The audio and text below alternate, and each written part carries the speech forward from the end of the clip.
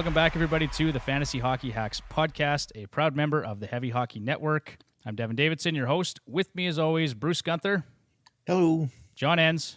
Howdy. Not joining us tonight is Tyler Homan, and he may just make the list this week, John, as he was a late scratch. Yeah, no kidding. But you know what? In his place, we brought in a ringer, and I feel pretty good about it. So joining us tonight, Ryan Black. Ryan, how you doing? Yeah, real good. Thanks for having me. Absolutely. So for those of you that don't know Ryan, and it's probably quite a few because he's new to this whole podcasting thing, but brilliant fantasy guy, knows a lot about Dynasty formats, keeper leagues, prospects, big into prospects. Starting something new this year, Ryan, you're going to be looking at doing a Puck Dynasty podcast. So our listeners will have to keep tuned for that later this summer, correct? Yeah, that's right. We're hoping to hit the ground running with some deep Dynasty League content for everyone in the dog days of summer. So I love it. I'm looking forward to it. I will be one of your first subscribers, guaranteed. Book it. Perfect, man. I mean, I get your ear every day that I see you in the office, so it's fine. I get free inside information. This guy's basically my personal consultant for all things Dynasty. So good to have you on. Assistant GM all the way. Absolutely. So here we are, episode 113, breakout candidates for all 32 teams featuring Puck Dynasty. And I should mention this episode is brought to you by Flaviar Whiskey. Refine your palate with spirits from around the world. Sample and train your palate with curated tasting sets. Buy bottles at a discount and curate your home bar. Socialize and learn together with other members. Visit flaviar.com/FHH today to save 10% when you sign up for a subscription. Available to listeners in the United States, United Kingdom, and European Union. And with that, John, this is your cue, my friend. We're going to take it to John's list. And for those of you that are new, this is just John's shit list of players past and present, as well as some interesting and current topics from around the hockey world. If you have any suggestions, please send them to us. But in the meantime, John, who makes a list this week, my friend? So I was just ripping around the interwebs earlier last week, and Michael Pekka's name came up, and I was just like, man, there is a nobody. Just underwhelming in my books. Okay player, nothing spectacular, but just not a whole lot of excitement out of him. So yeah, I'm just not a fan, and that's the way it's going to be. No one's going to change my mind. Hey, I support this one, John, because he didn't re-sign with the Edmonton Oilers after going to the 06 Cup final. And so I'm just going to blame him for that team falling apart. Nothing to do with Chris Pronger. Nothing to do with Pronger at all. Chris Pronger was innocent. Oh, that's insider trading right there. Now I'm going to have to change next week's. Okay. But yeah, well, thanks, John. Pekka with the Oilers, 23 points. Come on. Give it a break. Okay, that's fair. And of course, John joining us from Moose Jaw tonight. Is that? Oh yeah, the big old metropolis of Moose Jaw, which I guess is a little bigger than the old hometown of Langham, but yeah, you're in the big city. Yeah, big city, living the dream out here. Well, I'm glad you could make it. We'll talk to you a little bit more as we move along. So. Let's move on to the next segment here. Breakout candidates for all 32 teams. Obviously, with free agency in the rear view, we covered some of that in our last episode, but we wanted to highlight some of the more impactful signings, impactful players coming up for next season. Players that we think can be a potential breakout, guys that are approaching that 200-game breakout threshold or 4 years played. Could be guys who have had a change in deployment or a change in scenery, and we kind of think they're due for a big step forward next year. So we're going to mention one guy and potentially an honorable mention for every team, all 32 teams in the NHL. Starting with the Anaheim Ducks, Jamie Drysdale. All right, so the first thing we got here, guys, our 2023-2024 projection. We've got him setting up as a top 2 D-man on Power Play 1. 40 points and 8 goals as a projection.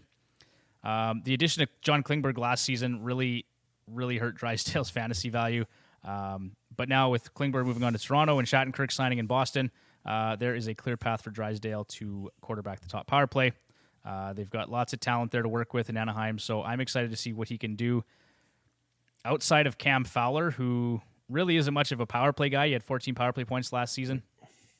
I don't think there's much stopping Drysdale from stepping up this year. What do you guys think? Just stay healthy. Yeah, that'd be the big thing. Been waiting for a couple years for this, but yeah, health was last year was shoulder. Is that what it was last year? Shoulder? Yeah, I believe so. Yeah. So, yeah. He's an interesting one because he's got a tiny window here before he's got Olen Zellweger and Yukov coming up behind him, who are two top 5 to 10 D prospects, scoring machines. So he's really got to make the most of it. I think he's going to do it this year. Yeah, I think it would serve Anaheim well to for him to succeed because they do have some other guys coming up, like you said. And so if Drysdale's not going to pan out, if they give him all the opportunity, it doesn't work out. I mean, maybe he becomes a trade piece somewhere else eventually. Yeah. Okay. I'd say Ryan hit the nail on the head with that one with Zellweger coming up too. It's a make it or break it kind of deal for him. Yep. Yeah, I agree, 100%. Honorable mention here goes to Lucas Dostal, who I think, Ryan, I mean, just knowing that you're kind of a prospect guy, not he's a prospect necessarily, but he's a guy who has shown flashes of being a competent goaltender behind a terrible team. And John Gibson, I don't care what he says, it sounds like he's on his way out eventually. So it looks like he's kind of the next man up. What do you think? Yeah, we saw it in one of the games in Edmonton last year, if you recall. Dostal almost stole the show. He looks great. I think he's ready to step up, and I do believe Gibson's finally going to leave. And, the nice thing about having those Anaheim goalies is saves. Maybe a few less shots against this year with no Klimberg there, but I think Gibson averaged 35 shots a game last year, so Dostal can let in 3 goals and still rock a over 900 save percentage. So, yeah, I'd definitely be looking at him late in drafts. No goalies, right? Yeah, 0G. 0G. Okay, let's move on to the Arizona Coyotes then, starting with Barrett Hayton. This is a guy that I actually had in my roster in a couple different leagues. Managed to pick him up late in the season and served me quite well. Center left wing eligible. His projection for next season, top 6, power play 1, 60 points, 24 goals. He had a fantastic finish to the year. So 34 points, 17 goals in 47 games played since January 1st. For those of you that can't do that math that quick, that's a 30-goal, 60-point season over 82 games. He was a lock on the first power play unit, like I said, 65% power play share, and he saw top-line duty next to Nick Schmaltz and Clayton Keller. And we all know how well Clayton Keller played last year. Absolutely crushed it 5-on-5. Yep.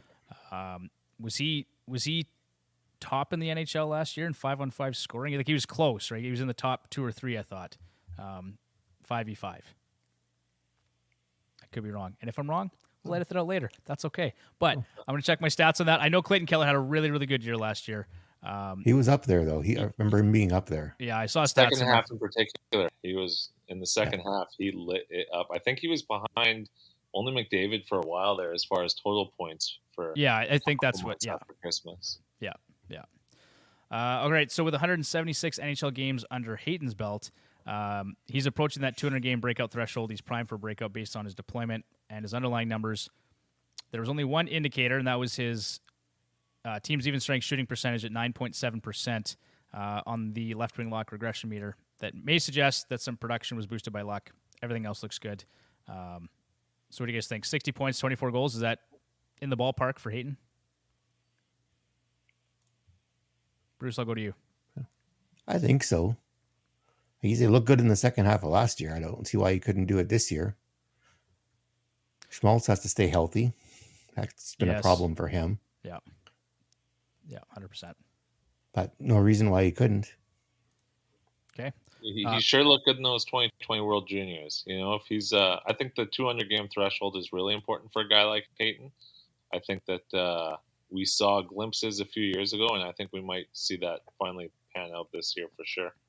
Also, like, who's he competing with for that power play ice? Keller keeps going, Hayton will keep going. Agreed. Yep.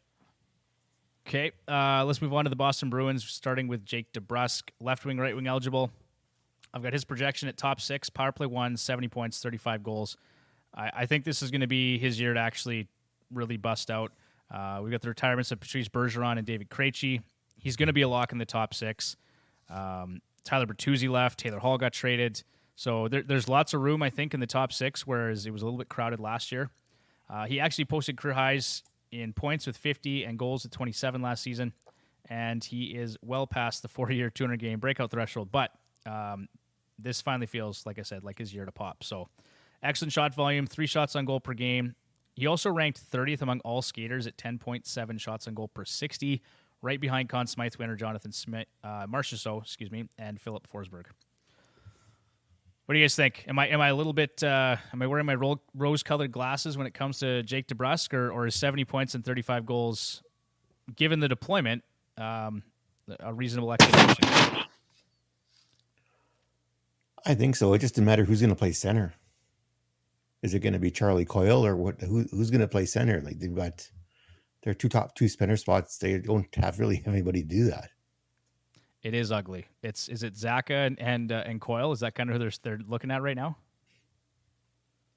Well, it's not optimal, but it would work. Coyle showed he gelled well with some of the players, so Coyle could be an option. Well, we have Zach on the honorable mention list. He put up a career high last year, and he's probably facing the best minutes of his life with the best line rates of his life if Bergeron and Krejci are indeed retire. I think that DeBrusk and Zach are both good picks to maintain or improve on last year's numbers for sure. I mean, Zach, if he gets to play with Pasternak and Marchand, whoever drafts him in the 50th round. That's a guy, I mean, he'll probably get drafted in season-long fantasy based on the fact that he will play on the top line. But in a shallow league, he's going to get overlooked for sure. He's going to be waiver wire fodder. Like, that's a guy you want to keep an eye on for sure season long. I love the James Van Riemsdyk signing. We talked about that last week. I still think he's a guy that has some value. Again, typically has good shot volume and can, a big body, should have a good season. Well, and much like Garnet Hathaway, I like how JVR probably fits the Bruins' identity. I think he can play a Boston style of game and really thrive there. I mean, I thought the same thing about Philly too, but it didn't pan out there so well. Just he's kind of a streaky player, right? Like there are times where he'll put up a point per game over 10 games or something, and you're happy with that. But then, Bruce, I know you and I kind of just played catch with that guy on the waiver wire for a while. So. Yeah. Okay, this next one, Ryan, I'm just going to hand this off to you. I'll introduce him, and then I'll let you talk about him because I know you're really high on the guy. So Buffalo Sabres, JJ Peterka, left wing, right wing eligible. I've got his projection here, top 6, power play 2, 45 points and 16 goals for next season. Ryan, give us a lowdown on this player. I'm taking the over, first of all. Okay. I'm taking the over 45 points. First of all, he's playing with Dylan Cousins, who I think has more to give than we saw last year. That line looked great last year, albeit with Jack Quinn. I'm not sure who's going to take that spot, but Peterka just demolished the Worlds. He was named top forward, had tied for second with 12 points, 6 goals, 6 assists, if I'm not mistaken. The interesting thing I think about Peterka is the year before last in the AHL, he put up 68 points in 70 games, if I'm not mistaken. Mm-hmm. And a lot of people said he, including his coach, if I remember correctly, said that he was the more impressive player than Quinn, who was drafted 20 some odd spots higher than him. Loved him in the AHL. I got to tune into a few games a couple of years ago, and I think that Peterka, he had 35 or 32 points this year. I think he is going to fly under a lot of radars this year and be well worth the pick on a Buffalo team that I expect to push for, if not get that playoff spot this year. And were it not for an unfortunate Pittsburgh loss, I think they would have snuck in and beat Florida last year. So I think they're knocking on the door. And, with Owen Power's progression, they're just going to have a really good lineup on the ice at all times, including when Peterka's out there. So, I'm looking for a big year from him, and I am very bullish on Peterka stock. Okay, yeah, I'm buying some stock too. He's a guy that I'm going to scoop up late in drafts, I think, this year. Not too late. Not too late, no. We've got a couple of the guys, and you mentioned one, and that's Dylan Cousins. And I'm actually, after seeing what he did last season, I'm big on Dylan Cousins for this coming season. So 68 points, 31 goals in 81 games. He's got 201 games played, entering his 4th NHL season. He just looks primed for another big year. He posted 2.6 shots on goal last season and sat third on the team at 9.47 shots on goal per 60. That's actually a better shot rate than Malkin, Kreider, Pettersson, Larkin, and Stamkos. So lots to like there with Dylan Cousin. I've got him at 75 points and 35 goals, so I'm definitely high on Cousins for next year, or bullish, Ryan, as you would say. And then let's talk about Devon Levi. You're big on him for next year too. I mean, he looks so good in his little brief stint there. They overplayed him a bit, but man, he made some saves that were incredible. The only knock on Devon Levi, same knock you're going to see on a couple of these young guys we're going to talk about, is his height. If he was 6'3", he'd be can't miss. He's 6 foot, but was amazing for Canada a few years ago. Again, played lights out in college, and what's in between him and the number one job right now? UPL and Comrie, I think. UPL never having posted less than a sub-3 GAA. I wouldn't be surprised at all if Levi's got the reins by mid-season at the latest. And he's one of those guys you got to get him now, because as Buffalo becomes one of the powerhouses of the East, you're not going to be able to acquire Levi in leagues where you can't win. That's right. Yeah. And is Comrie even really in the conversation at this point? Like, do you kind of just look at this and go, it's Ukko-Pekka Luukkonen and Devon Levi, right? Yeah. He's there if one of them gets hurt. Yeah. The only thing stopping Levi is if Adams takes a swing on a goalie. We don't know where Hellebuck's going yet. Maybe there's Saros moving. If they're in on that, then yeah, sure, back off Levi. But otherwise, he's going to be one of those top goaltenders over the next 2-3 years for sure. Well, and so you just mentioned the other goaltender who's around 6 feet tall that is pretty much an elite level goaltender. So to me, the height thing is not really a concern, right? Well, I mean, the league generally likes their big goalies, but I think that they're not adverse to having a guy come in and show them that the 6'1" guys can still play. Absolutely. And of course, that's coming from a guy who's 5'8", so I kind of root for the short guys too. Had to throw those 2 cents in there, hey? Yeah, I had to. All right, let's move on to the Calgary Flames here.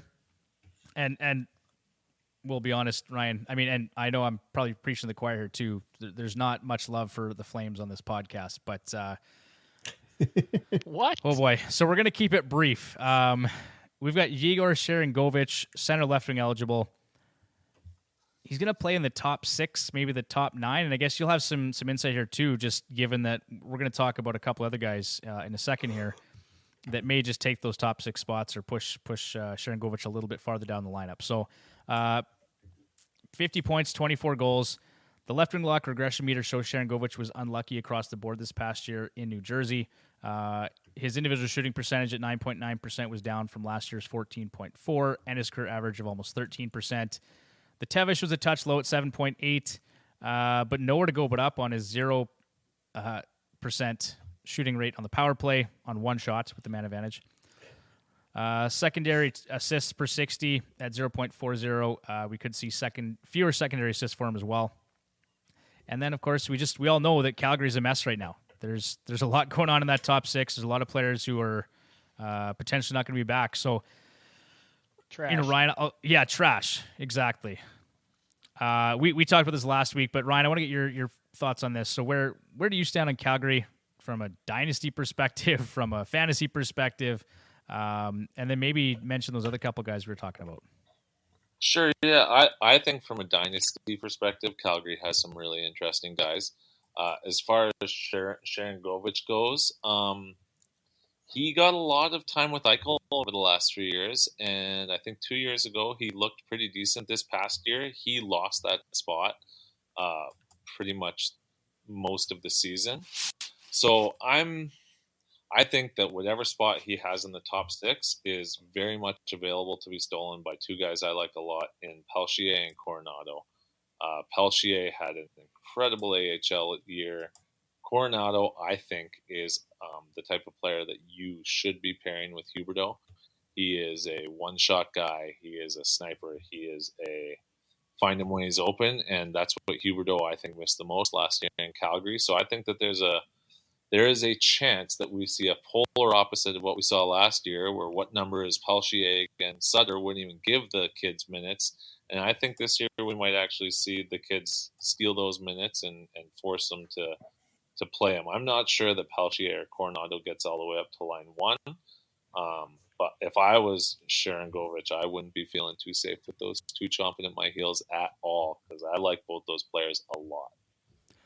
Yeah, I read the scouting reports on both players, and yeah, keep an eye on those two. Those are the kind of in-season moves you have to be privy to sometimes win a championship. So Coronado and Pelchier. It's always tough with the first-year guys, but if I was looking at some first-year guys this year to win in a fantasy league, I would certainly be looking at those guys in the, once they get a few games under their belt, they might really take off for sure. Yeah, they're not the kind of guys you're going to spend any draft capital on. Like maybe a late round flyer, right? But other than that, these are kind of those in-season moves you got to be looking at. Yeah. Just make sure you're watching if they heat up. Coronado scores a few games in a row and gets paired with Huberdeau. Get them, because they'll keep going. Yeah, act fast. All right, the other guy we had as an honorable mention here for Calgary is Dustin Wolf. The 22-year-old recorded a mind-blowing 77-20-7 record with 7 shutouts and a .927 save percentage over 105 AHL games. 2-time goalie of the year plus AHL MVP last year. Apparently all the guy does is win everywhere he goes. So, Ryan, we were talking earlier, how much do you love Dustin Wolf? How as a dynasty prospect, where is he on your list? Oh, man. Well, as a dynasty prospect, there's 4 to 5 guys I think that you talk about as goalies, and they are Askarov, that is Wallstead, the could have been Edmonton Oiler, as we all remember. Let's not talk about it. It's Wolf. Yeah, thank God for what's his name that we got. Jack Campbell. Thank God for Jack Campbell. Nah, it was this. I'm like, man, is Devon Levi is the 4th, and then I think that Dostal is the 5th. Is Dustin Wolf number 1? Well, anyone who's bet against him has looked pretty dumb. Every league he's been in, he's dominated, and two-time goalie of the year, AHL MVP. I mean, he looked a little bit fallible in the playoffs last year, and didn't carry the team as far as maybe they thought he could have. But I'd be hard pressed to put him any lower than 3 as far as goalie prospects goes. And really, you're flipping a coin. The safe bet might be take the tall guys. Wallstead 6'4", I think. Askarov is 6'3". But as far as ability goes, Dustin Wolf is just right there, and he's incredible. And he looked great, and he got that last game of the year for Calgary. Looked very good there. Certainly had a better performance than 95% of Markstrom's games last year. So he's a guy, if you're in a 1 year, Dustin Wolf is at the top of my list with Devon Levi. As far as goalies I'm drafting who are more long-term, I'm taking Dustin Wolf this year and Devon Levi over a Scar on Wallstead, no doubt. Bruce, cover yours. Sorry, Bruce. I hate him too, but they got some talent. No, it's mostly that Bruce likes to snipe players before I can grab them. So, yes, this is a thing that happens. Well, quit waiting so long to draft anybody. Yeah. All right, let's move on. Sorry, Bruce, go ahead. I learned after playing with Devon in fantasy leagues that if I have a player I want, I have to take him a full round at least before I want to. Otherwise, Devon just takes him. So it's a true story. All right, let's move on to the Carolina Hurricanes. We're going to go with Seth Jarvis for next year, left wing, right wing eligible. Projection here for him for next season, top 6, power play 1. I've got 73 points and 29 goals. He had 10 points in 15 playoff games, and he looked much more dangerous in the postseason than he did for most of the year. It's interesting that the 21-year-old played nearly 20 minutes per game in the postseason, along with 339 per game on the top power play unit. So for me, that's really important to note moving into next season. If you trust that player that much in the postseason, especially for a team like Carolina that had high expectations, to me, that's very telling. I think he's going to build off that into the regular season. The regression meter for him had 0 concerns. He's going to cross the 200-game threshold mid-season. All arrows are pointing up. Bruce, John, any thoughts on Seth Jarvis for next year?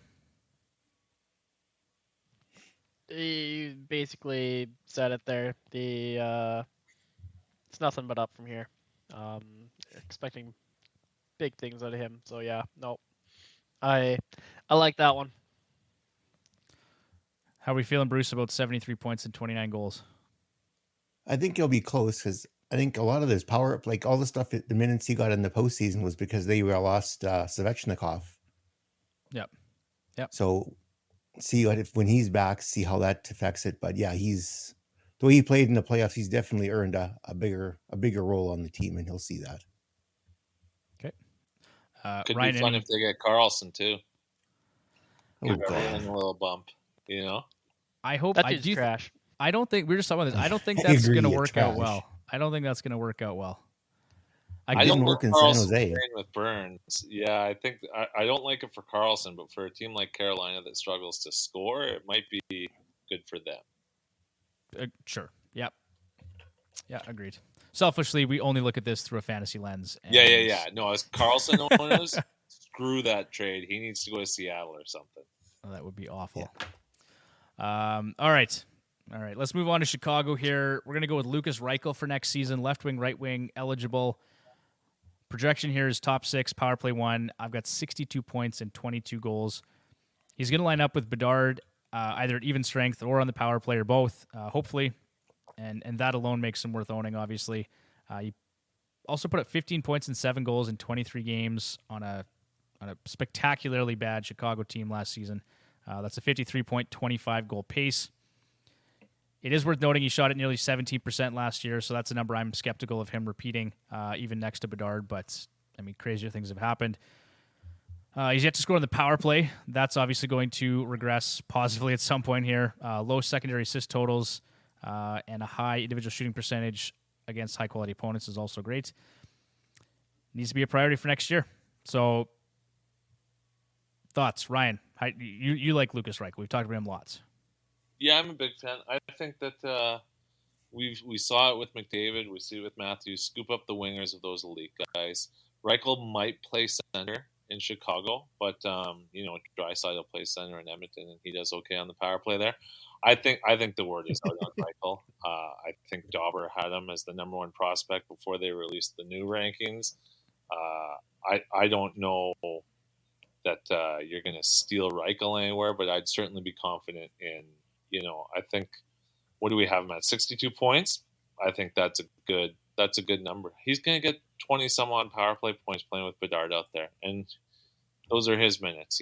Taylor Hall, Seth Jones, Lukas Reichel. Who's the 5th guy on the Chicago power play? That's a great question. Yeah, I wouldn't know. So it's going to be him. He'll be there. He'll get those minutes, and if you believe, they'll put Corey Perry in front of the net. Yeah, exactly. If you believe in Bedard, you got to believe in Reichel's totals this year, and Dynasty League owners get on it. Mm-hmm. And he's got the talent without Bedard, which is always nice too. Yeah, agreed.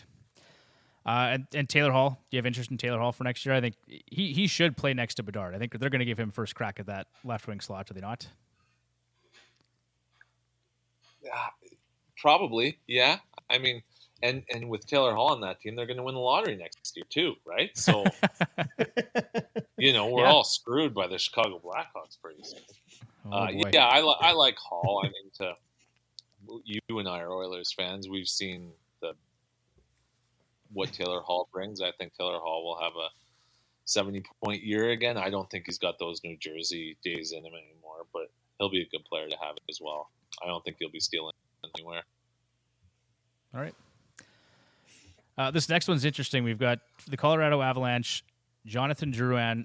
I think this was a savvy signing, actually, just because of that Moosehead's connection. I think if you're going to try and resurrect Jonathan Drouin's career, this is a great place to do it. That chemistry he has with Nathan MacKinnon. The projection I've got for Drouin, top 6, power play 2, 56 points and 16 goals. It should be noted that his 2.9 individual shooting percentage is the second lowest mark of his career from last season. So that's a far cry from his 8.2% he shot the year prior and 8.5% on his career. The shot volume is a concern, though. He's shot under 2 shots per game going back to 2018-2019. Just 1.2 shots on goal per game last season. So this is a boom or bust pick for me in season-long redraft leagues. I think maybe you find him on the wire too in special circumstances, but I think he'll actually be a popular pick to some degree in redraft leagues, just for that speculation that he'll be able to do something next to MacKinnon. basically just feed MacKinnon the puck and let him put it in the net. Yeah, exactly. Yeah, basically, it seems like this is like a make it or break it for him. He's getting another shot. If he runs with it, great. If he doesn't, then tough luck, kid. It certainly feels that way, especially with him taking some time and moving around again. It just, Bruce, what do you think? Yeah, I agree. It's there should be no reason for not having motivation playing in Colorado. They're going to be odds. They're going to be up there as cup favorites, and yeah, they've made some very savvy moves. They've got a good team going forward, and if he can't do it here, especially if they're going to pin him to MacKinnon's hip, if he can't do it there, he's not going to do it anywhere. So now the other thing I'll just throw out there is Ross Colton. So he, as an honorable mention here, center, left wing, right wing eligible. I think he's likely to start at 3C for Colorado. That just seems like a good fit for him. But Ryan, do you see any situation or scenario where Ross Colton is put up on that top line next to MacKinnon and maybe Drouin is bumped down the lineup? Because it's been floated out there. I don't think Drouin's safe on the top line. I think he's got to perform. So yeah, that exists. I mean, the last time Drouin and MacKinnon played together was here in Saskatoon, and Drouin got 5 assists playing alongside McKinnon's hat trick in the Mem Cup final against Portland. So they have the chemistry, but I mean, Drouin, that spot is very losable on the top 6. So yeah, I think you could see Colton bump up there. I like what Colton would bring to that top line too. Yeah, I think. Well, he hasn't played a ton, right? He's played less than 13 minutes per game the last 2 seasons, but he still managed 22 and 16 goal campaigns. So very productive player in limited ice time. Lots to like there. All but 5 of those goals occurred at even strength, so that's pretty impressive. Never played with a guy like MacKinnon. Yep. He's got lots of value in banger leagues. Dishes out 2.32 hits per game and 0.62 PIMs per game. Entering his 4th season too, so could have some huge fantasy upside for next season. All right, let's move on to the Columbus Blue Jackets. Kent Johnson. Bruce, this is a guy that you had brought up numerous times last year. Yep. I know. So I know you're a fan. Projection for next year: top 6, power play 2, 48 points, 20 goals. He had good luck across the board last year, and Columbus looks to be fairly improved. So I don't know. I think he's going to have a top 6 role next to Adam Fantilli. That seems likely, assuming any pitfalls that happen in the preseason. But yeah, I think the outlook for Johnson is rosy. What do you think? Oh, definitely. I kind of thought he might jump out last year, right? With all the injuries, he had an opportunity last year, and he did an okay job. But I think another year under his belt, he'll be better. And that whole Columbus lineup is kind of fluid right now. They don't really know who's going to play where with what. So, but if he can staple him into the top 6, that would be fantastic for him. And I think too, and you guys correct me if I'm wrong here, but I think the additions of Provorov and Severson, and then they've got Ryan, who's the young guy there. They got Jake Bean, and there's another one I'm trying to think of. Oh, they have Juracek, but I don't think he'll play this year. Yeah. But Blankenberg is a guy I like. I like Blankenberg. So there's lots to like about the Columbus D, and which helps Johnson, I guess, in the top 6 too. Just having some better D to work with on the back end. A healthy Werenski's going to help too. Definitely. Yeah, their D was completely decimated last year, and they very rarely had the puck. So I think that alone bodes well for Johnson. Plus, he's just one of those guys you just know he's going to progress every year until he pops. Yeah. Yep. It's coming. So keep an eye on that guy. How early? Let's say a 10 or a 12 team season-long redraft. How early are you guys reaching for Kent Johnson? Are we including plus minus? Yeah, I think you include plus minus. Keep that in mind. Maybe not that early. 12 through 15? Is that kind of the range? Closer to 15 than 12. Okay. Because I mean, the power they've got power play weapons already. So is he going to get the power play time? Yeah. I mean, Kent Johnson as a center is a lot more appealing to me than Kent Johnson as a winger in Columbus, because that first line center position is open. It's not going to be Fantilli. is it Boone Jenner, and who's playing center on the power play? If it's Kent Johnson, I'm taking him in the 12th. If it's if it's Kent Johnson and winger, then probably closer to 15, 16, I think. Yeah. No, I think that's probably more accurate. 15 through 16 is probably a better spot for him. Okay, let's move on to another player that's, well, I know both Bruce and Ryan are big fans of here, and John, probably you as well, but Wyatt Johnston, out of Dallas. He was fantastic last year, downright dominant at times.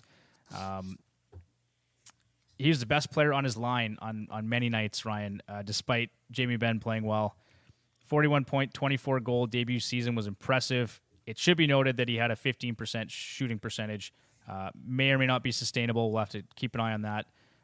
He did benefit from some puck luck with a 10.1 Tevish. But I think he's one Roope Hintz injury away from potentially playing with Jason Robertson and Joe Pavelski and getting some time on the top power play unit here. So could have a really big year next year. I've got him projected for 62 points and 25 goals. Ryan, give me your thoughts on Wyatt Johnston for next season. Well, Dallas is a absolute wagon, and much like Kent Johnson, Wyatt Johnston is one of those players who, again, he's just going to improve until he's I see a 40-40 player there, no problem. Is that next year? Probably not. Is it the year after? I think so. I like him for 30 goals this year. I think that Dallas is going to be a top 3 team in the West again, and he just, even though his numbers took a little bit of a dip in the playoffs, he was controlling the play. He had some bad puck luck in that Vegas series. And Vegas was tough. Like, Vegas played Edmonton really well. They were a tough defensive team. And he looked great out there. So, yeah, and that guy can just put the puck wherever he wants it. So I see 40 goals in his future. This year, I think 30 goals. I think the 62 points is bang on. And he's just, as a keeper league, I'm taking Johnston earlier than I'm taking Kent Johnson. I'll say that much. Agreed, yeah. And in a one-year league, I think he's not a guy you're going to be able to steal. The problem with Wyatt Johnston next year is power play 1 is just not going to happen. So nope. Don't count on that. But, yeah, he's one of my favorite players. I'd give an arm and a leg for him. Just go to any format that lasts longer than a year. All right. Love it. Let's move on to Detroit then. Another effective 5-on-5 player, Daniel Sprong. I've got him in the top 9 for Detroit and power play 2, 48 points, 24 goals. He appears to have had some luck last year. Maybe a lot of luck, actually. I think basically on every metric on the regression meter, there was some cause for concern. So he had a 14.3 individual shooting percentage, 16.2% shooting rate on the power play. 12.4 Tevish is a real concern. An 80.7 IPP, that's a concern. And then his secondary assist rate per 60 is also a little bit high. So, but he did all of that in just 11:25 time on ice. I like how you're like, yeah, now I have to justify this after we called this guy a breakout, and we're just going to say how lucky he was the whole year. Yeah. So this right, was justify.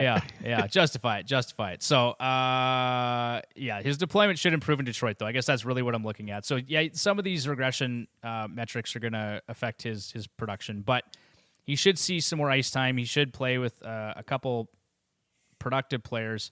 And then I made a note here because the other thing I was looking at was I thought he could leapfrog Kubalik at times in that roster, but of course now. That was my take. I thought there was times maybe you could, because Kubalik and Ryan, you can correct me if I'm wrong, but Kubalik's kind of a streaky player. Like at times he looks like he's fantastic, and there's other times he looks like dog shit. So if Kubalik's getting the puck on a one-timer, he's fantastic. Otherwise, he's dog shit. Okay, so I thought, you know what, as an effective 5-on-5 player, maybe Sprong got a look in the top 6 with Kubalik there, but now. Sprong is kind of buried on the depth chart, right? He's for sure behind DeBrincat, and he's for sure behind Perron on the right side there. So he's going to have a tougher time, I think, this year producing at even strength or cracking that top 6. He won't Thoughts? crack the top 6, but he didn't crack the top 6 in Seattle either. He was didn't. was No. staple to the fourth line. I think if he plays on the third line with one of Kopp or Comfer, that's an upgrade on his situation in Seattle. Yeah. The question's just going to be how good will Detroit's third line be out there with their third pairing D with Shearer on there. It's ugly, but I mean, at the end of the day, a guy who played 11 minutes and put up his numbers, if he gets 15 minutes, I think he can match what he did last year. If he was 14 minutes, I think he can match what he did last year, and he'll have nice matchups as well, like he did in Seattle. But that is a good point. My projections were based on 14 or 15 minutes for him next season. Like there's no way he gets 11-25 a game next season. That's just it's a little bit obnoxious, actually. Yeah, so he'll be better. He'll be in better shape for the Detroit Red Wings for sure.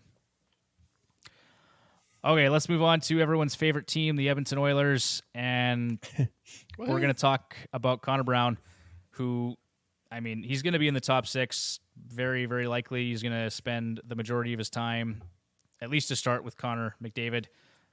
He won't touch the power play. He's going to play like 10 seconds per game, but he'll be on power play too.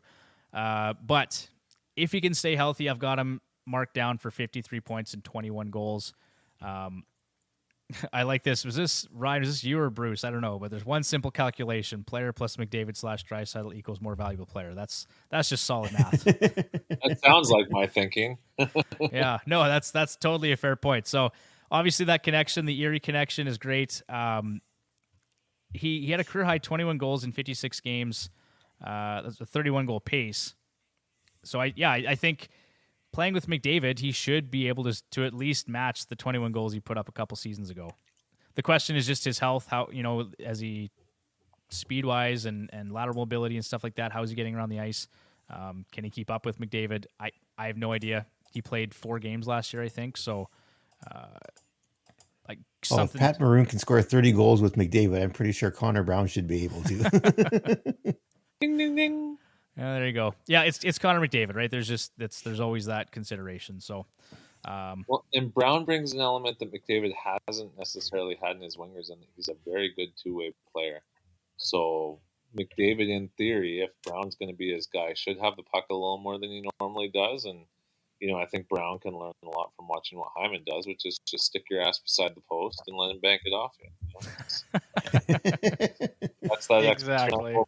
That 9-goal bump we're looking for in Connor Brown, and they look great together back in the day. I remember watching them, and I thought Brown would be more than he's turned out to be, so that one's on me. But I think that we might see a little rejuvenation here for Brown, much like Drouin. Love it. And then, of course, we can't leave the Edmonton Oilers without talking about Dylan Holloway, who, fingers crossed, he finally busts out this year. He's looked really good at times. This happens with young players. Ryan, from a Dynasty perspective, what's your thoughts on Dylan Holloway? I put $50 on him to win Rookie of the Year after the preseason last year. He had great odds. In my defense, he had tremendous odds. I think. Yeah. But Holloway's about the only thing threatening Connor Brown from that top 6. I think that Holloway, he's got the potential if he puts it together. The problem with Holloway, he was in the doghouse after he makes one mistake. In his first game, he made one mistake. He was stable to the bench. Turned around and went the other way for a goal, and he didn't see it again. And that's a great way to wreck a player. And we've seen plenty of that in Edmonton with the Yakupovs of the world over the years. I think Holloway just needs confidence, and then the sky's the limit for him. I don't know if it's this year, but in Dynasty League, I like Holloway a lot. Okay, I can buy more than Bourgault, whose name I was struggling to remember earlier for some silly reason. Well, and being that the Oilers are tight against the cap, they're going to need good young players on entry-level contracts to come in and make an impact. So he should get all the opportunity eventually. All right, let's move on to the Florida Panthers and Anton Lundell, center left wing eligible. I've got him in the top 6, power play 2, 63 points and 20 goals for next season. Looks like he had bad luck across the board last year. I like the player a lot. He played largely with Sam Reinhart last year, who has just been fantastic for Florida. He's had a really solid career to date. He played at a 56-point pace in his rookie year, posting 18 goals and 44 points in 65 games. He's going to cross the 200-game threshold this year and average over 18 minutes per night in the playoffs. So, again, I just look at that, and if they gave him 18 minutes in the playoffs, he should see top 6 deployment in the regular season, playing to Sam Reinhart. He's a player that I know was readily available on the waiver wire last season in a lot of redraft leagues. So, keep an eye on him. Bruce, what do you think? Yeah, definitely. It was a player that I had kind of kept my eye on all through the season. Do you add him? He's kind of just right there, right? So the other thing too is Florida's dealing with a lot of injuries, right? I mean, defense obviously, but like Matthew Tkachuk, where is he going to be ready? Where's he at right now? Yeah. Is there going to be a little more room in the power play for a guy like Lundell, at least to start the season? Yeah, early season you could see a bump because of those injuries, definitely. All right, let's go to Los Angeles, where we're going to talk about Ryan's favorite defensive prospect, Brandt Clarke. Projection for next year, I struggle with this because really there are very, very little to work with in terms of advanced stats or any statistics. He's got 9 games of NHL experience, so projecting for next year is a bit tough. What I did was I just based this on 18 minutes per game. You may say that's not enough. And then I also looked at Owen Power, who's a first overall pick, Jake Sanderson, who's a 5th overall pick, and Evan Bouchard, who's a 10th overall pick, as comparables. So I just kind of looked at their numbers, what they did. I mean, I know we're not necessarily comparing apples to apples, but guys who were taken with sort of the same draft pedigree and trying to project that out. So I've got him for 35 points and 7 goals, but Ryan, I know you're really big on this guy, and you probably see him putting up more points and actually taking over power play 1 from Doughty. Yeah, I have a little bit to say about that. The difference between Brandt Clarke and Owen Power and Jake Sanderson in particular is the number 1 PP guy in LA is he's unseatable. You know, I think that Drew Doughty is going to lose that PP1. I think if you're going to have Brandt Clarke on your team, it's to run your power play. The guy just put up 2 points per game in the OHL, put up 2 points per game in the OHL playoffs. He looked great for Canada. And it's not Rasmus Dahlin in front of him. It's not, now I'm blanking on Ottawa's guy. What's Ottawa's? Shabbat. Thank you. Thomas Shabbat, yeah. It's not Shabbat in front of him. It's not Chychrun in front of him. It's Drew Doughty, and like we saw it last year in the playoffs. How good did Doughty look on that power play? Not that good. So I think Clarke brings an element that they need. I'm taking the over on 35 points. I'm taking the over on 7 goals. I think it might take him 20 games to get that first power play, but once he does, like, just the sky's the limit for this kid. I see a lot of people rank Luke Hughes ahead of Brandt Clarke. I hate that because, well, Luke Hughes may be a better player. He's got Dougie Hamilton in front of him. He's not going anywhere. Yeah. Brandt Clarke has the keys. They're right there. The only thing stopping Brandt Clarke is going to be potentially Jordan Spence because he's been buried in the A, doing exactly what they've asked him to for the last few years.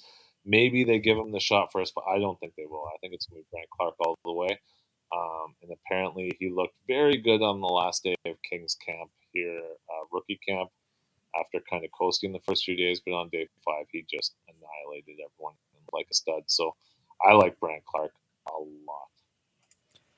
Okay, well, just to further irritate you, I'm just going to let you know that Dauber Hockey has Luke Hughes ranked ahead of Brandt Clarke in the latest top 50 prospects rankings.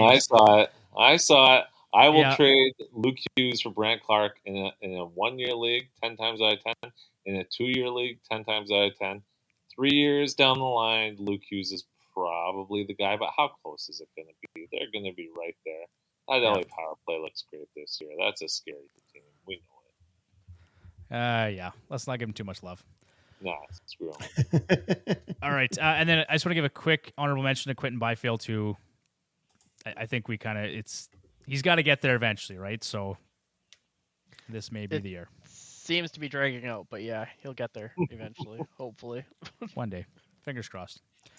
Okay, let's move on to the Minnesota Wild here. We're going to go with Matthew Boldy for our breakout candidate. Left wing, right wing eligible.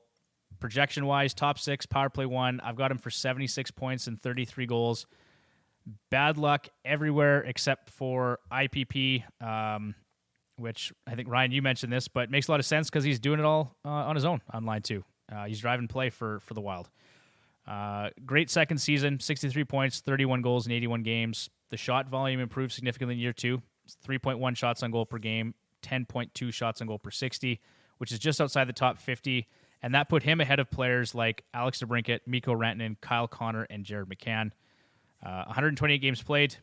Expect big things as he crosses the 200-game threshold. Definitely. And Bruce, I know you're a big fan of that player. Absolutely.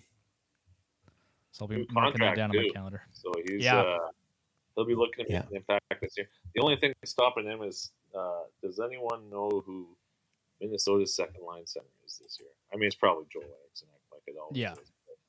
They're just so thin up the middle. Give that guy a capable top 6 offensive center and watch him do 40-40. Yep. So you're not. I mean, you think that projection is reasonable then? 76-33, given the personnel he's working with. Yeah, 40-40 is like the minimum. I could go put him with a top 15 center. 40-40 is the minimum. I think that 33 goals is a great number for him this year. Maybe 35 and 76 points is doable for sure. Okay. And then we should mention Marco Rossi and Kalen Addison as honorable mentions here as well. So Kalen Addison looks poised to possibly take over power play 1 duties full time. Is that a thing this year, Ryan? Stop me if you've heard this one before. Looked the same last year too, didn't he? Yeah. He came out of the gate hot. He came out real hot. I was wise enough to flip him. He's going to be the guy there. I mean, Dumba's probably gone. I don't know that I'm sold on Kalen Addison or Marco Rossi for that matter. I mean, just there are guys who eventually cut the line on. Rossi is right there for me. That guy had all the opportunity in the world last year, and 1 point in 21 games, if I'm not mistaken, something silly like that. And Addison, they kept feeding him those minutes, and he couldn't do it. If I'm taking one of those guys, I'm taking Addison because I don't think Minnesota is the type of team who can have a player like Rossi out there not producing offensively because of what he doesn't bring on the defensive end. So I like Addison more than I like Rossi, but those are waiver guys for me. Rossi especially. Addison maybe is a late ad if you're thin on D. Yep. You guys are good at that? Okay. The Montreal Canadiens. So there's 2 players here, and so Arbor Jacki is the one we're going to talk about here first. Looks to be a third pairing guy. I've got him projected for 26 points and 8 goals for next season. He's not really a big offensive contributor, but he is an absolute banger league beauty. This guy, 3.12 hits per game. He's adding 1 block per game. So lots there. He could flirt with 30 points and 10 goals, which is basically just going to be a bonus, but you're really looking at that peripheral coverage, and that's where he's going to help you. Okay, And then honorable mention goes to Kirby Dach, center right wing eligible. He's got 210 games played over 4 seasons. I think he had a career best 38 points and 14 goals in 58 games played last year. That's a 54-point pace over 82 games. Playing with Caulfield and with Suzuki, if he can stay healthy, there's no reason this guy can't put up 60 points next year. Definitely. You remember what he did against us in the play-ins? He was fantastic, man. That Kirby Dach's one of those guys who, if he never puts it together, I will be shocked because he was so good in that short series against Edmonton. Sky was the limit, and I agree. Caulfield's going to do 50 next year. Suzuki's going to do 80, 85 playing along there, and Dach's there to be the big guy on that line and clean up. I think he's a great pick next year. Love it. Big things ahead. And he's a little bit nasty too, Kirby Dach. Like I appreciate that about that player for sure. All right, let's move on to Nashville and Thomas Novak. I've got him marked down here for top 6 role, power play 1, 65 points and 25 goals. He's looking to improve on his 43-point performance from last year. In just 51 games, he put up 17 goals and 26 assists. What else can we say about this guy? I think he crushed it in the second half of last season, playing on that line with Evangelista and I think, was it Sherwood? Was it Kevin Sherwood? Was that who it was? I can't remember who the other one was. But it was those 2 guys really that piqued my interest, and Thomas Novak especially. He was one of those guys that you picked up late in the season, and Yeah. actually helped a lot of teams in fantasy playoffs down the stretch. So, Definitely. what do you guys think? 65 points, 25 goals. Is that doable for next season in Nashville? I think so. I think you can. Okay. I'm saying close. You're taking the under, John? I'm going to take the under, but not by a whole lot. Okay. Yeah, I'll side with John on that one too, just because I don't know if anyone on Nashville is going to get 65 points next year.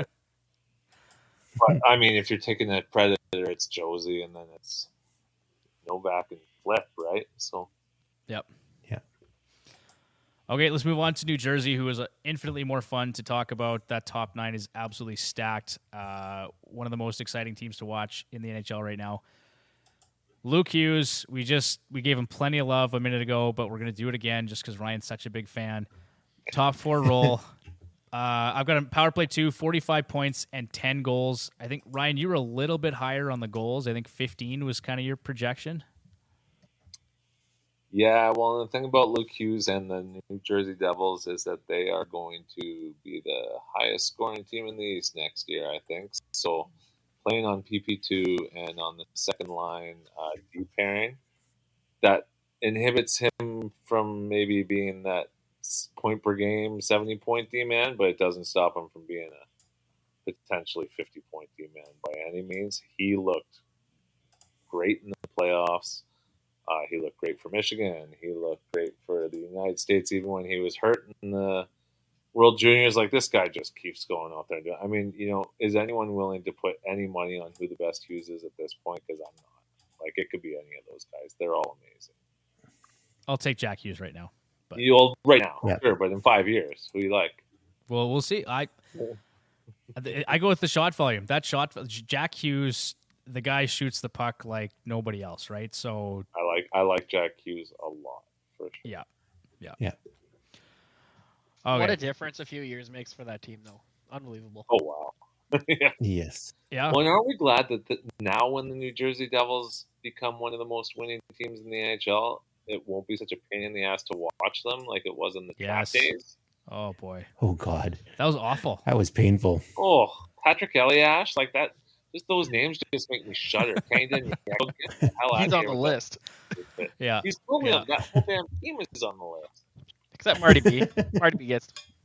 He might be on the list too because that whole roster just single-handedly destroyed the entertainment value of hockey in the mid '90s and early 2000s. Scotty Trash talking Marty Gomez. B. Unreal. Gomez? Come on. Scott Oh. Stevens, Scott Gomez is on the list. Scott Stevens is on the list just because reasons. because you almost killed your hero. Stevens and Niedermeyer were the only must-see Devils that team had through all those cups, and Marty, but the rest of them, Yeah. get out of here. Yeah, Niedermeyer for sure. Ken All right, now that Danico. we've gone through the entire Devils history here, let's move on to the New York Islanders, who I know all three of you are so excited to talk about. Speaking of Snorefest, Yeah, there wasn't a relegation whole lot. this year, right? We're relegating them. Sending them down to the AHL. Yep. God, and then just the moves they made in free agency. We were bitching about Lou last week. That guy's pretty much mailed it in, I think. Not even just the moves, the contracts he gave to existing players. Varlamov's 35. He gave him 4 years. What are you doing? I don't know. So, someone suggested that he got that deal because Sorokin said, "You better sign my buddy for 4 years, or I'm not going to sign at 8 times 8.25." So, well, in that case, it was a great signing. I love it. But if it was anything, Sure. I don't know what he's doing. all right, let's talk about Oliver Wahlstrom because I think this guy may actually have some fantasy relevance if a couple things change. So, right wing eligible, top line, power play 1. I've got him marked down here for 51 points and 21 goals. Is this finally going to be the year that he gets more than 8 minutes of time on ice? Let's see. Oh, I hope so. Yeah, I think Bruce, if he can line up next to Horvat and Barzal, that's great. 11th overall pick from 2018. The guy has just not been given a chance to this point. No, it's another guy. He makes a mistake, he gets stapled to the bench. And like you said, it's not great for his development. It's got to get him out there. You got to get him playing. I think he'll get a chance. He'll get more of a chance this year. Yeah. Hopefully, he can take advantage of it. Well, what I like about Wahlstrom is that he's been shooting at an impressive rate over these past 3 seasons. So ranging from 10 to 10.7 shots on goal per 60. Nice. That puts him in some pretty elite company. He doesn't play. He doesn't play. He doesn't get any opportunity. He doesn't get to play with any notable line mates. So if he can finally get some top line deployment and some nice time, I'd say keep an eye on him. What do you guys think? 51 points, 21 goals. Is that doable? I think so. Even though it's the Islanders, I think it's doable. But it's the Islanders. That's the other side. Yeah, I don't hate it. I mean, I think the good news for Wahlstrom owners is the Palmieri is fading fast, and there aren't a lot of wingers on the island. So, who else are you putting in that top 6? Yeah, there's not a lot of options there for sure. No. So, yeah, if you have to pick an Islander winger, he's probably the one to pick. There you go. Okay, let's move on to the New York Rangers. We're going to talk about Keandre Miller. Top 4, power play 2. I think 50 points and 10 goals for next year is a pretty reasonable estimation, but what do you guys think? He did pretty well last year. I know when my defense on my team got decimated, I picked him up just after the All-Star break, and he was fantastic for the second half of the season. Yeah, and I'll mention too, 43 points and 9 goals last year, so 50 and 10 is not really a stretch here, but he just needs a little more power play time too. I don't think he got really any power play time. Not when you got Adam Fox in front of you. For sure. He's not going to get any more power play time either, but the Rangers just a little bit. The Rangers weren't a wagon all year. Even after they got Kane, they stumbled a lot. I think that they're going to be I think they're going to be a better team this year than they were last year, despite losing Tarasenko and Kane, because they're going to have guys playing the role that they should. And I think Keandre Miller, that contract they got him for a couple days ago, is nice for a couple years till the number doubles in 2 years. And I think Miller's 50 points, and the guy's going to be a bash beauty. He's just such a fun player. Yeah, I found an interesting stat here. He was one of 3 defensemen last season, along with Chris Letang and Mort Seider, to post at least 40 points, 150 hits, and 100 block shots. You can count on that guy. He had over 2 hits a game, over close to 1.5 blocks per game, so lots of great category coverage. The only thing is just the shot volume is not ideal, and he's not getting power play time. But otherwise, I really like Keandre Miller for next year. Pretty good company. Mm-hmm. Yeah, really. All right, let's talk about the Ottawa Senators and Josh Norris. He should be in the top 6 there, centering the second line. Power play 1. I've got him marked down for 55 points and 20 goals. Actually, I think that's false, but we'll go with that for now. In a 1 year, he's 1 year removed from 35 goals in 66 games. That's a 43-goal pace over 82. So, if he can stay healthy... If he can stay healthy. This is a player that is for sure looking at a breakout season. I'm going to upgrade my projections and get back to you guys because that is not accurate. That's one that I missed here. But anyway, taking Ryan, the over. Yeah, I'm taking the over 100%. Yeah, 55 points and 20 goals. I'm taking the over on that one, no question. Oh, for sure. All right. Also, Shane Pinto, and then you want to talk about Ridley Gregg, Ryan? Oh, I love that player so much. In the Shortened World Juniors, he was the best player for Team Canada. He was named best player, I think, for sure twice, maybe 3 times. Connor Bedard was on that team. Then he came to show last year. He had 10 shots in 1 game, playing alongside Giroux. Giroux's his favorite player. Scored his first goal on an assist from Claude Giroux. I love Ridley Gregg as a player. I think that he is a good multi-cat guy.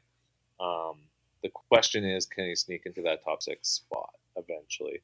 In a 1-year league, I don't know that I'm taking him, but in a Dynasty league, I really like him a lot. I don't think he'll land as a C. I think he'll be playing on the wing beside one of Norris, or maybe he bumps into Stutzel's line. Probably not, but that second line spot's available. And I just love that player. If he stays healthy, because he plays a more physical game than his size maybe wants him to, but if he stays healthy, he's going to be a really good player for a very long time. I like him a lot. And in the AHL last year, after his first 10, 15 games, he pretty much was a point-per-game player as a rookie in the AHL. So, yeah, like Ridley Gregg a lot. Like Pinto a lot, too. Okay. Some upside for sure. All right, the Philadelphia Flyers. I've got Owen Tippett here. I'm a big fan of this player. You guys probably noticed I was plucking him off the waiver wire in different leagues last year. Top 6, power play 1. I've got him marked down for 75 points and 32 goals. I think the change in scenery from Florida to Philly did him a lot of good. That was a career-changing move, actually. Finished last year with 49 points and 27 goals in 77 games. He's close to his 200-game breakout threshold. The shot volume is great at 3 shots on goal per game. For banger leagues, 1.62 hits per game. It is worth noting that 4 of 5 regression indicators on the left wing luck regression meter did say the player was boosted by luck. So there are a couple things to keep in mind there, but there's not a lot of options in Philly, and this guy shoots the puck a ton, and that's always a qualifier for me. If you shoot the puck a ton, I'm interested. So any other thoughts on Owen Tippett for next year? Good news, bad news. They're going to have Cam Atkinson. They're going to have Sean Couturier back. Now, if that cuts into Tippett's minutes, that's not great. But if those are guys he's playing alongside, that's more talent than they played with last year. So that could be good news for him as well. For sure. All right, let's move on to the Pittsburgh Penguins. We're going to go with Riley Smith here, left wing, right wing, eligible, top 6, power play 2, and that's a projection I missed as well. But 55 points, 20 goals probably isn't far off from what he'll actually do. I'm curious to see what happens. Like, he's playing with probably Malkin this year in the second line. I think he could put up some points. Like, Malkin is an upgrade on William Karlsson, is he not? I would say so. Even at the age he is, I'd say for sure he is. Yeah. That was rhetorical, wasn't it? That was more rhetorical, but yeah. No, for sure. So I'm kind of curious to see. I don't think Riley Smith's going to get drafted a lot, to be honest, but agreed. Probably someone you want to put on your watch list and just keep an eye on, see how he does throughout the season. Does he take advantage of that role in the top 6 there for Pittsburgh? I guess we could mention, I'll just mention it quicker, Bruce, and Brian Rust is another guy that we like more as a bounce back candidate, and so we'll probably talk about him in next week's episode. But I'm a fan of that player too. Definitely. Excuse me, I was just going to sneeze there. That didn't happen, so on we go. All right, let's go to the San Jose Sharks. There was a couple options here. We're going to go with Alexander Barabanov, left wing, right wing eligible, potentially top 6, power play 1. I've got him for 60 points and 20 goals. He's entering his 4th season with just 160 games of NHL experience, but given the deployment there and the personnel, I think he's in line for a good season. He had 47 points, 15 goals in 68 games. That's a 57-point pace last year. So he's capable of playing in the top 6. He was a staple on power play 1 for most of last season, 63% power play share. Now, the question is that deployment in jeopardy because they brought in Philip Zadina, they brought in Anthony Duclair. They've got guys like William Eklund and Fabian Zetterlund who are developing. So really, where does that look? Ryan, how do you see that shaking out for next year? I still can't believe he only has 160 games? That's crazy to me at 29. How do I see that playing out next year? I think that you're bang on. That initially, I think that Duclair and Barabanov are going to get the minutes there. I think the long-term plan in San Jose involves neither of those guys, and they'll probably look towards giving Eklund and Zetterlund those minutes as the season goes on. But much like the Islanders, if you got to pick one, I think Barabanov ain't bad, assuming that Karlsson is not starting in San Jose this year. And that's another question mark too, because if he does get shipped out, all of a sudden, all of those guys' fantasy value is impacted pretty severely. Yeah. Name 2 San Jose defensemen. I was just going to ask you, like, who steps up? So, like, if Karlsson goes, who's taking over power play 1? I mean, it would have to be a forward, wouldn't it?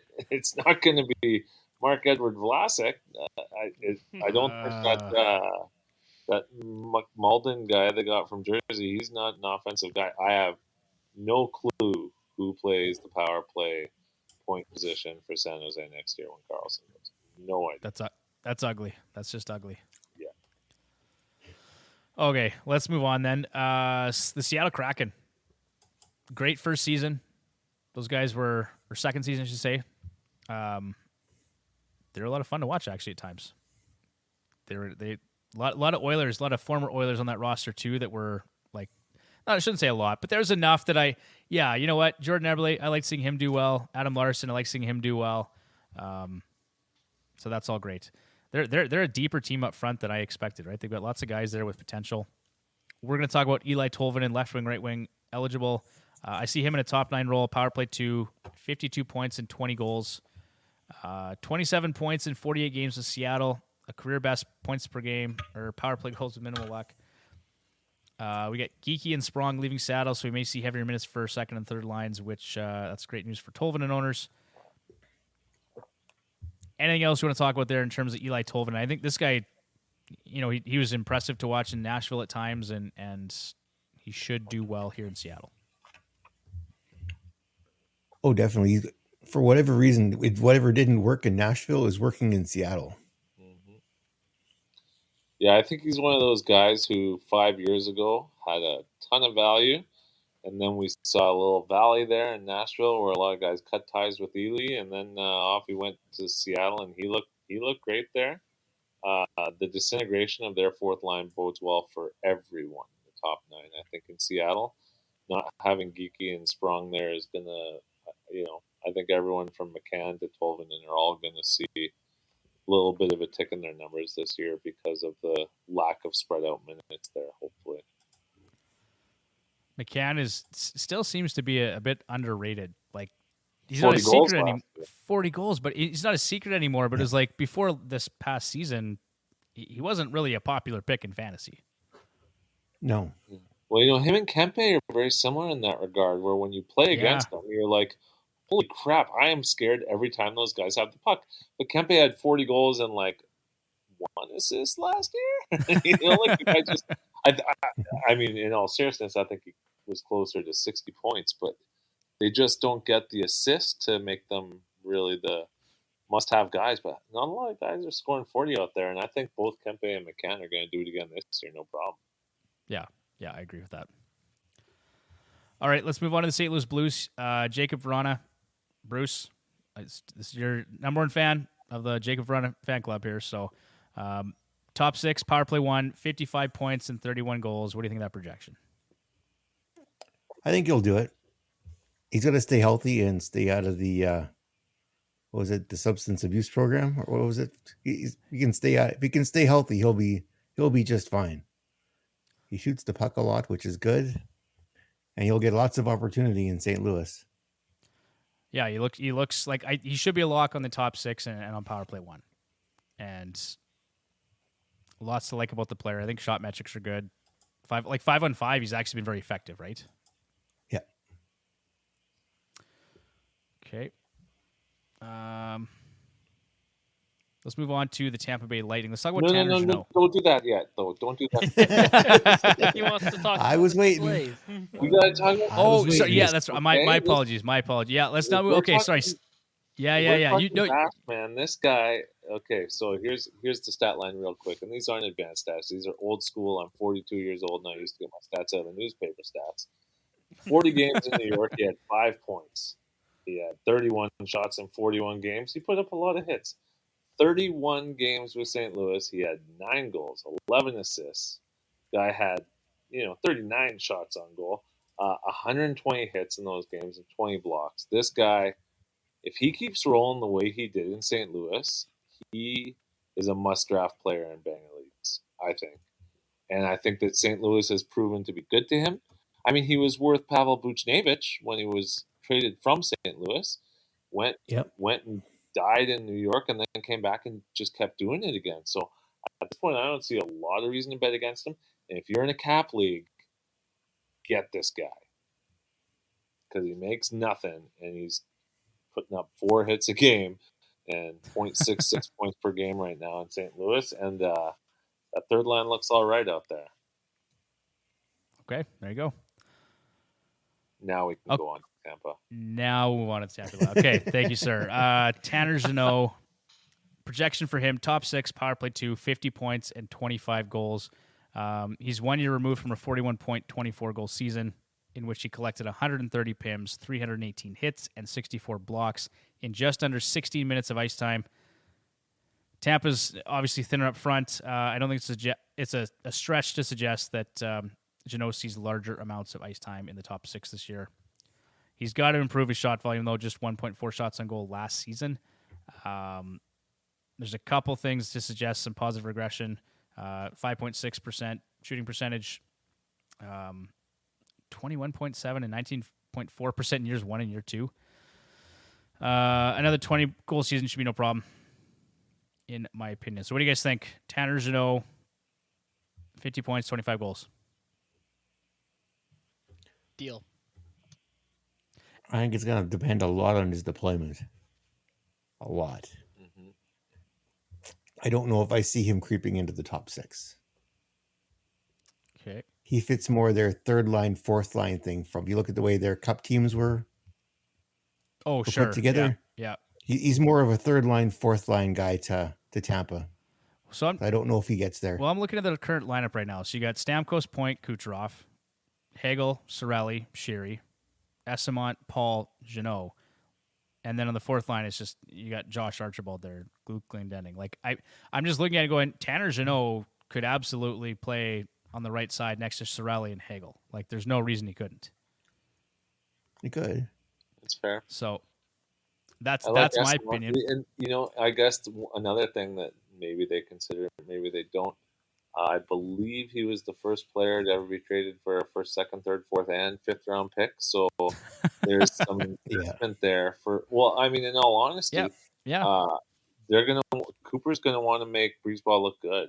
So, I don't disagree with you, Bruce. I'm not sure that he's a top 6 guy on most teams in the league, but I think in Tampa he might be.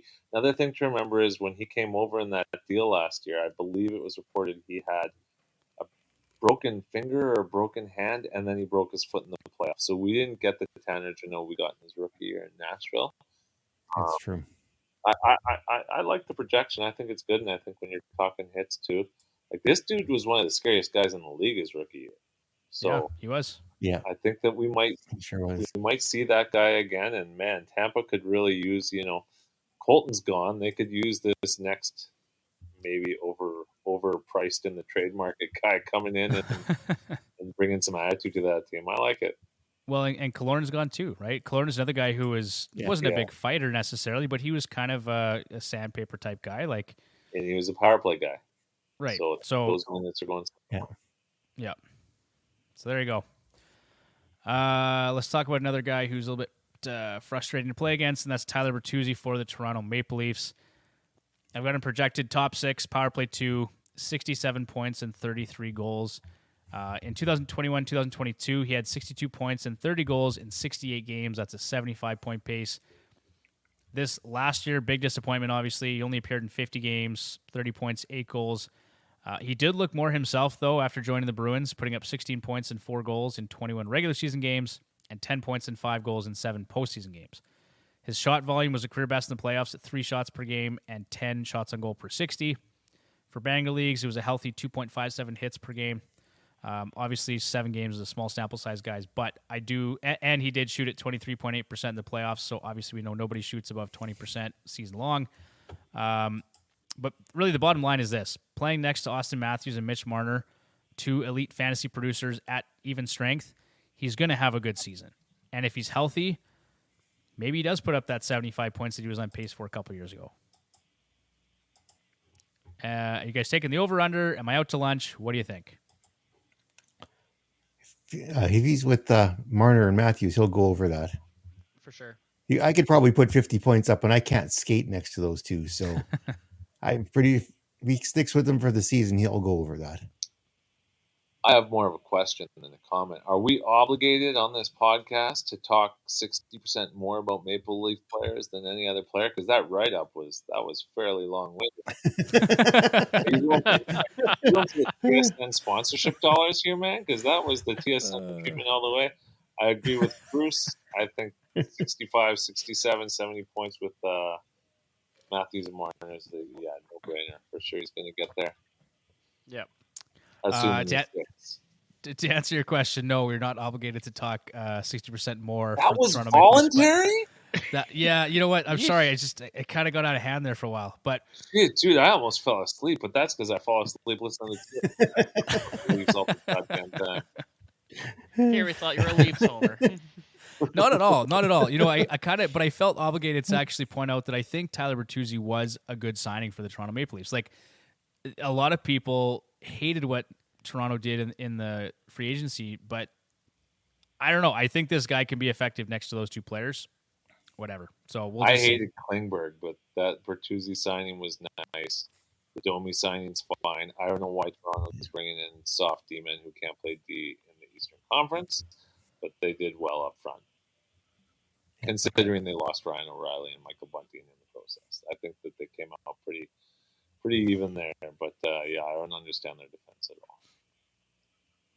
Oh, well, we talked about it last week. I think the only reason he's there is to be on the power play. Like, that's why else do you sign Klingberg, right?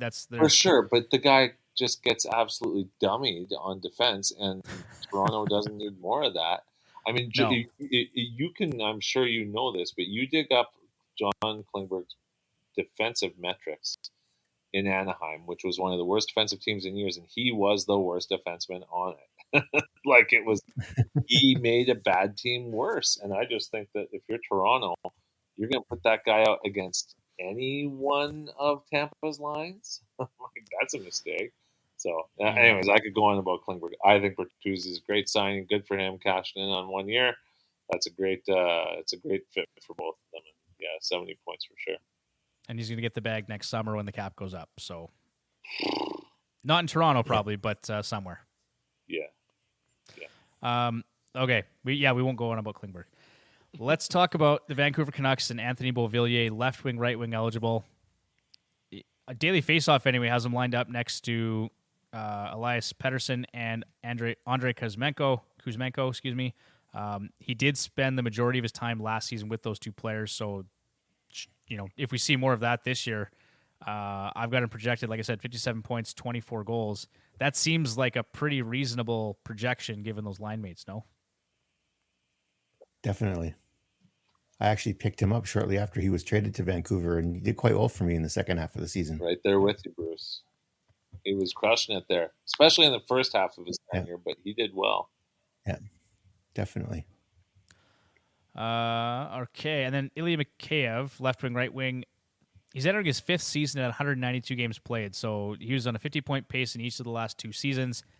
Could play 2 LW with Miller and Besser. Till he hits the IR. Yes, said it right there. The kid can't stay. It's another one. The health will determine a lot of his. He's got to stay healthy. If he could figure out breakaways too, he'd be right up. Yeah. He reminds me of, now I'm forgetting his name. Starts with the Islanders. He used to get 1 million breakaways, but just couldn't cash any of them. Mikheyev gets 2 breakaways a game, and I think he scores on 10% of them. Who am I thinking? Real fast guy for the Islanders a few years back. You guys gotta know who I'm talking about. Scored a lot of shorties a few years ago. Oh shoot! Edit this out. I don't want this in here, but I'll remember his name. Okay, we'll come back to it. Let's go to the Vegas Golden Knights here then with Ivan Barbashev. Got him projected top 6, power play 2, 54 points and 22 goals. He played at a 67-point pace during Vegas' Stanley Cup run. Great chemistry with Jack Eichel and Jonathan Marsh. So now people will assume that that's going to carry over to next season. Likely not. His shot volume is a concern, and he shot at 21.7%. 14.7 Tevish also. Like there's lots of red flags for me with Barbashev next year. I want to say that he's going to go out and have another great season. Hard not to with those line mates, but yeah. Ryan, what is it? Michael Grabner. Oh yeah. There you go. Yes. Yeah. So fast, so many breakaways. Sorry, I tuned out there. No, astute comparison. That is a good. I just that's a great googled comparison. fast, short-handed, can't score on breakaway Islanders, and his name. It was really weird. Yeah. Isn't Google fantastic? That's amazing. Oh, dude, I love it, man. Are you asking about Michael Grabner? Thank you. Oh man. Ryan, tell us about Pavel Dorofeyev, because that's another guy I know you want to talk about for the Vegas Golden Knights. Oh yeah, he's a guy I'd keep an eye on the waiver wire. But man, that guy can shoot a puck, and he had pretty darn good deployment. He got some time with Eichel. I think that you got a team in Vegas that is looking, obviously, with the Smith shedding, to save some money. I think you might see this guy sneak maybe top 6, but I think it's going to be in the top 9 for sure. And the kid can shoot. So I could see him on PP2 for sure. And, if they decide to stretch their offense a little bit and Mark Stone's hurt until the first game of the playoffs when he's suddenly magically healthy again, I think you might see Dorofeyev out there getting some decent minutes. So I wouldn't draft him, but I'd keep an eye out. Okay.